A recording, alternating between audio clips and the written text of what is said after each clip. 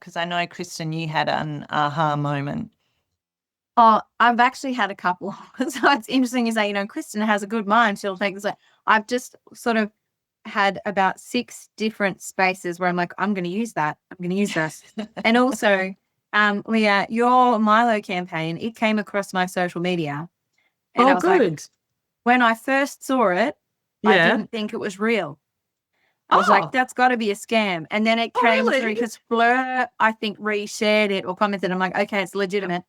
And I felt terrible because I actually I have awareness of Impact 100, so I should have known. But I thought it was sensational once I'd validated peer-to-peer. So all of your workflow has just singled through.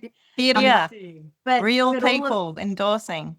Yeah, and all of this, and in fairness, I think the person who'd first endorsed it was, a director somewhere who's like, this is amazing, look at this, but I just didn't have that connection with him. So, but all of this ties in so closely with just my roles historically in relationship management and building those long-term reports. So it's all really good for me, and I've taken a few snips for different parts of my life. So thank you, Fleur. Good session today for me. Yeah.